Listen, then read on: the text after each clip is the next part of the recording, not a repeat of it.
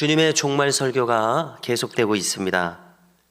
큰 주제는 주님께서 재림하시는 시점을 알지 못한다는 것입니다. 그 날과 그 때를 알지 못함으로 깨어 있을 것을 명령하십니다. 이것은 평소에 우리가 준비된 신앙을 가져야 함을 말씀하십니다. 오늘 주신 비유는 신랑을 맞으러 나간 10처녀의 비유입니다. 지혜로운 5처녀가 있었습니다. 그들은 신랑이 혹시 늦게 올지도 모른다고 생각한 것 같습니다. 그래서 늦을 것을 대비해서 여분의 기름을 더 준비했습니다. 그러나 미련한 5처녀는 신랑이 더디 올 것을 생각하지 못했습니다. 그러므로 늦을 것을 대비해서 여분의 기름을 준비하는 일을 할 수가 없었습니다. 신랑은 그날 저녁에 늦게 오고 있었습니다. 이 10처녀 모두는 이 더디 오는 신랑으로 인하여 다 졸며 잠이 들게 되었습니다. 그런데 밤중이 되었을 때에 신랑이 도착했다는 소리가 들리게 되었습니다. 보라, 신랑이로다, 맞으러 나오라. 소리가 외쳐졌습니다. 10처녀 모두가 잠에서 깨어 일어났습니다. 그들은 등을 준비했습니다.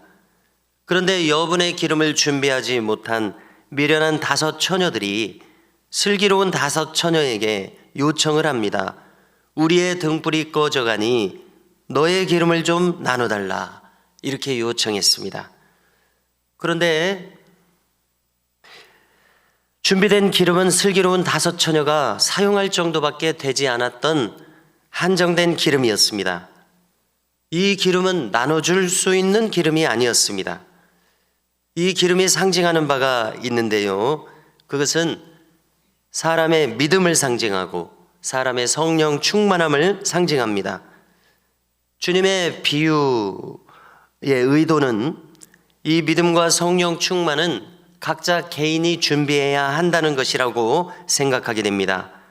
다른 사람이 대신해서 준비해 줄 수 있는 성격의 것들이 아닙니다.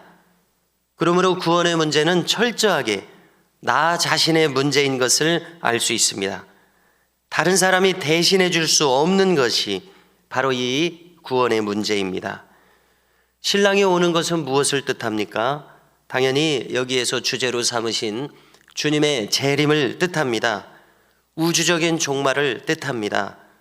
물론 이것을 자연적인 죽음을 의미하는 개인적인 종말을 의미한다 하여도 무방하다고 생각합니다. 왜냐하면 모두가 다 주님 앞에 서는 시간을 의미하기 때문입니다.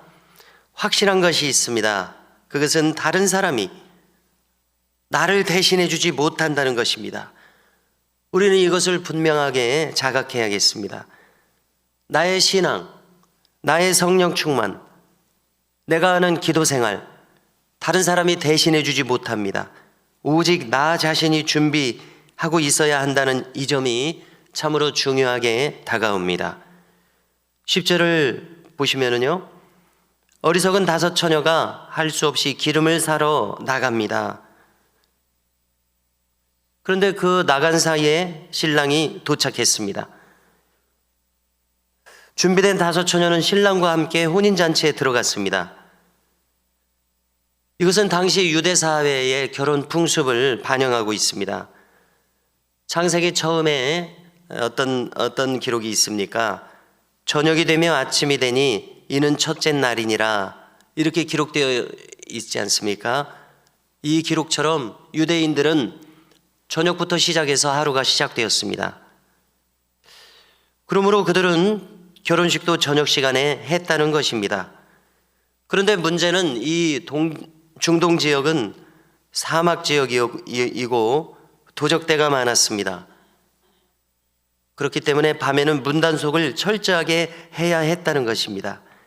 지금 밤중에 신랑이 오게 되었기 때문에 신랑을 맞아들인 다음에는 그 출입하는 문단속을 철저하게 해야 하는 형편이었습니다. 강도떼들이 침입해 들어오지 못하도록 문단속을 하는 겁니다. 신랑을 맞이하여 집 안으로 들어갔을 때에 이어서 문은 굳게 닫히게 되었습니다.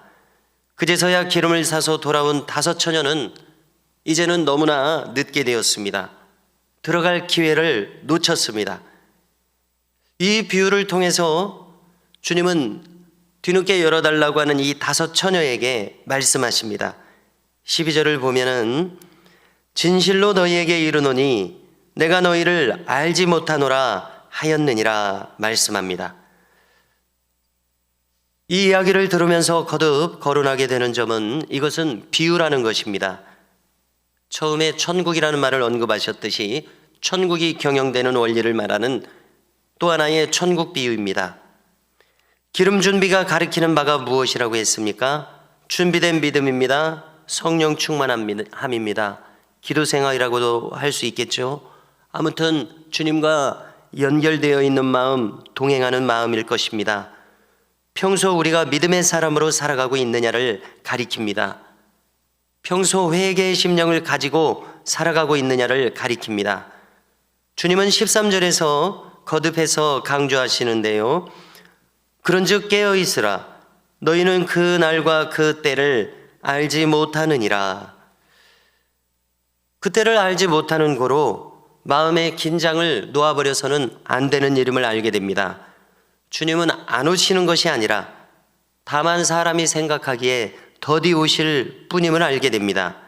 주님은 반드시 오신다고 말씀하셨습니다. 그러므로 우리는 살아가는 모든 날 동안에 주님이 오실 것을 대비하여서 준비된 신앙으로 살아가야 마땅합니다.